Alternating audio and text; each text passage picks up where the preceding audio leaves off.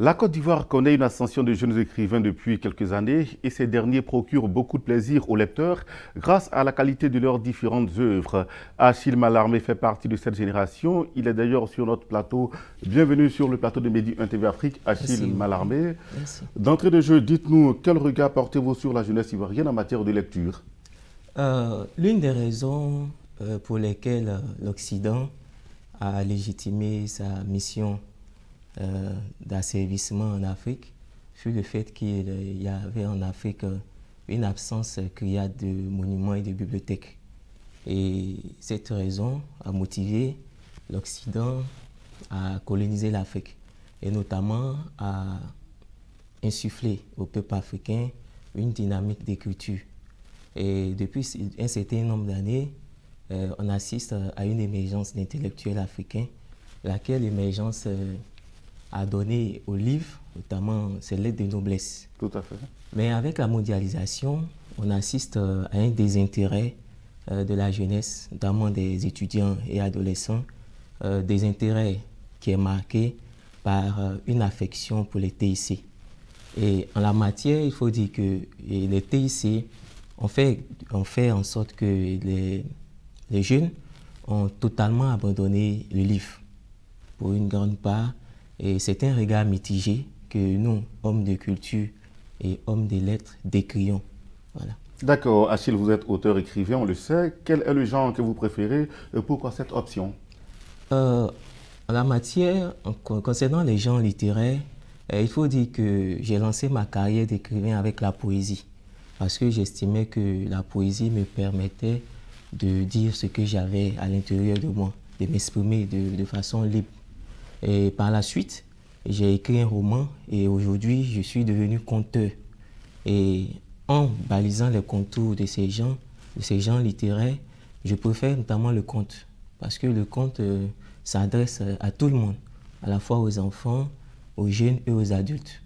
Et les idéaux et la moralité que dégagent ces contes-là permettent parfois à la jeunesse et au monde éducatif de véritablement se ressourcer dans la culture africaine.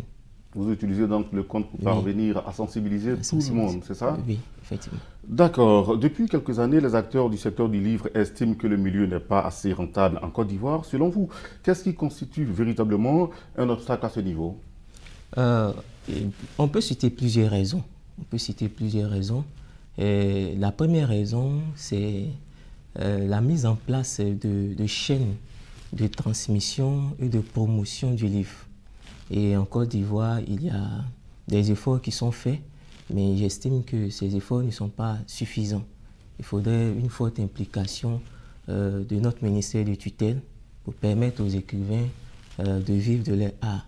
L'une des raisons, et la seconde, c'est le fait qu'en Afrique, l'écriture n'est pas assez, je dirais, la lecture et l'écriture ne sont pas assez vulgarisées.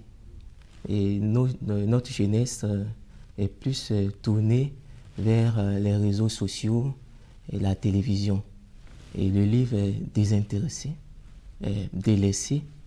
Et c'est une des raisons fondamentales pour lesquelles le secteur du livre ne se porte pas bien en Côte d'Ivoire. Il y a cette question de piratage aussi, n'est-ce pas? Oui, évidemment. Elle se pose aujourd'hui et elle est même résurgente.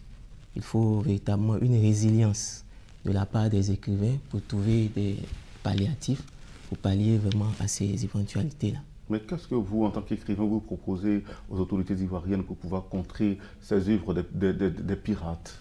Déjà, je souhaiterais qu'il y ait des mesures coercitives pour endiguer ce phénomène.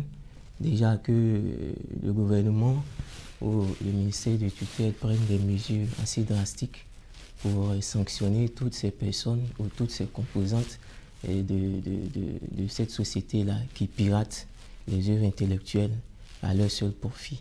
On nous fait savoir que c'est toute une chaîne au niveau du piratage, c'est ça? Oui, c'est une organisation assez rodée, mais je pense qu'avec la volonté, on peut mettre fin à ce phénomène.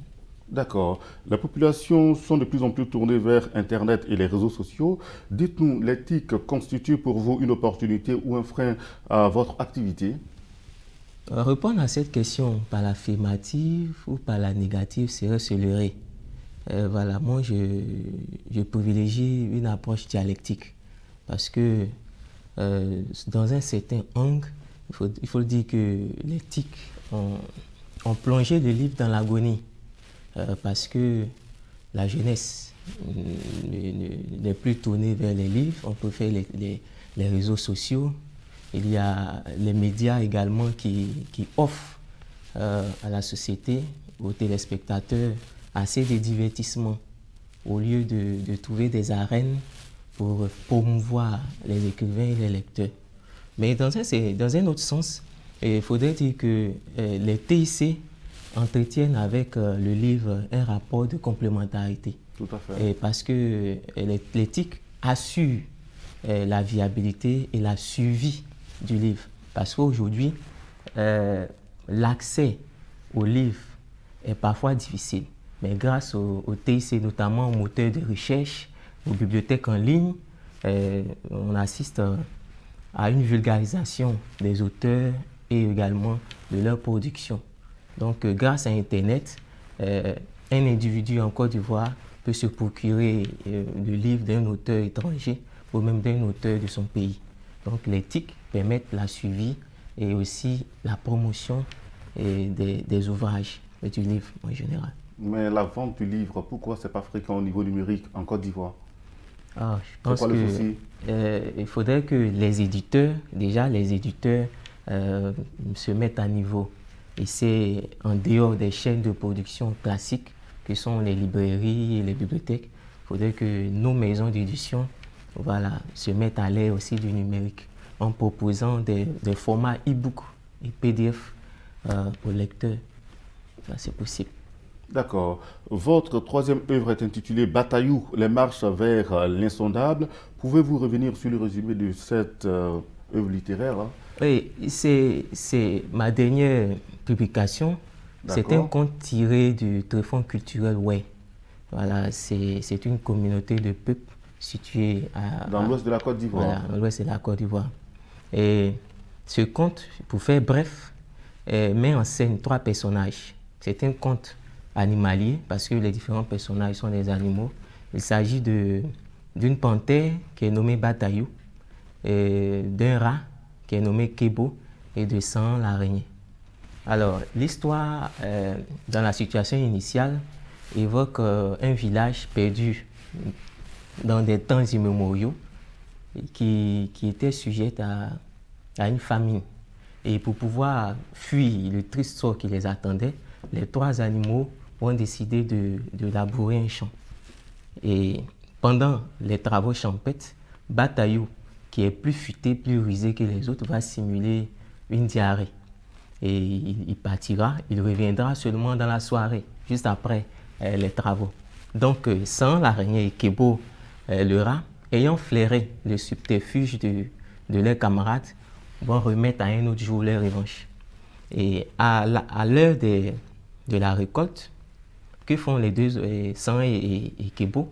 À l'insu des Bataillou, ils iront s'accaparer de la récolte et tenteront de fuir. Malheureusement, le félin sera avisé par Perroquet, les grandes oreilles du village, et illico, il se rendra au champ et demandera séance tenante qu'on lui offre aussi sa part.